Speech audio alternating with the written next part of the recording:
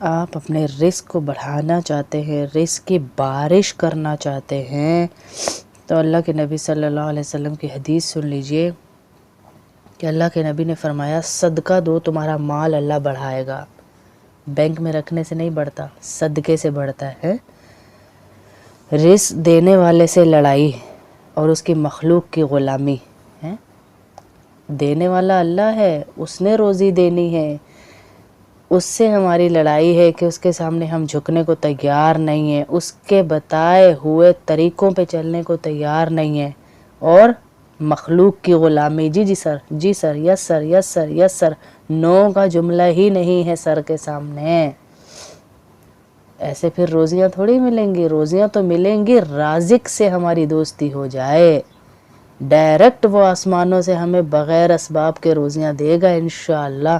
اللہ آج بھی وہی ہے جو بنی اسرائیل کو سجے سجائے ٹرے اوپر سے بھیجتا تھا۔ اللہ آج بھی وہی ہے جو سجے سجائے ٹرے اوپر سے بھیجتا تھا۔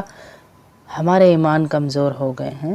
رابعہ بصریہ ایک دفعہ بیٹھی ہوئی، مہمان آ گئے تو خادمہ سے پوچھا گھر میں کیا ہے؟ کہا ایک ہی روٹی۔ لوگ کتنے ہیں؟ 10۔ کہا واپس کر دو، یہ صدقہ دے دو اللہ کی راہ میں روٹی۔ اب ہمارے جیسا ہوتا ہے ادھر بھاگتا ادھر بھاگتا، چکن لاؤں، دہی لاؤں، یہ لاؤں، وہ لاؤں۔ وہ کیا کہہ رہی ہیں؟ ایک روٹی ہے، صدقہ کر دو اللہ کی راہ میں۔ ایسی پختگی ایمان کی ان کی، ایسا پختہ ایمان کہ ایک کے 10 دے کے میرا اللہ لوٹاتا ہے، اور گھر میں کچھ نہیں ہے۔ خادمہ نے کہا جی اب کیا کھلائیں؟ کہا وہ دیا ہے جس کو وہ خود دے گا، یعنی اللہ کی راہ میں جو ایک روٹی صدقہ کی ہے وہ خود انتظام کرے گا۔ اور بیٹھی ہیں، تھوڑی دیر میں دروازہ بجا۔ پہلے آپ لوگ کو پتہ ہے تھوڑی محبتوں والے ماحول تھے، آپس میں ایک دوسرے سے مل کے رہتے تھے، تو ان کے پڑوسی آئے، جی سنا ہے آپ کے گھر مہمان آئے تو ان کا کھانا ہماری طرف سے۔ تھوڑی دیر میں وہ کھانا لے آئے تو رابعہ بصریہ نے خادمہ سے کہا گنو کتنی روٹیاں ہیں؟ کہا 9۔ کہا واپس کر دو ہماری نہیں ہے۔ پھر آیا کوئی پڑوسی، کہا مہمان کے لیے کھانا ہے، پھر روٹیاں، کہا گنو روٹیاں کتنی؟ کہا 9۔ کہا واپس کر دو ہماری نہیں ہے، واپس کر دو ہماری نہیں ہے۔ پھر تھوڑی دیر بعد دروازہ بجا، روٹیاں لائے، گنو کتنی ہیں؟ کہا 9۔ کہا ہماری نہیں ہے۔ تو خادمہ نے کہا آپ بار بار واپس کر رہی ہیں، بار بار واپس کر رہی ہیں، لے کیوں نہیں لیتی؟ مہمان بھوکے بیٹھے۔ کہا اللہ رب العزت نے کہا ہے کہ کوئی اس کو 1 روپیہ دیتا ہے تو وہ 10 گنا واپس کرتا ہے، تو میں نے صبح اللہ کی راہ میں 1 روٹی صدقہ کی تو مجھے اللہ سے 10 ہی چاہیے، یہ ہماری نہیں ہے۔ تو خادمہ نے کہا 1 روٹی میں نے رکھ لی تھی، یہ ہماری ہی ہے، مجھے معاف فرما دیجئے۔ یہ ایمان ہمارا اللہ پہ بن جائے کہ ہم اس کو دے رہے ہیں تو وہ ہماری روزی میں برکت دے گا، جیسے ہی تنخواہ آئے تھوڑا سا نکال دے۔ آپ دیکھیے گا کہاں سے رزق کی بارش ہوتی ہے پھر آپ کے اوپر۔ اپنے ماتحت بیچارے غریب رشتہ داروں کا خیال رکھے ہیں۔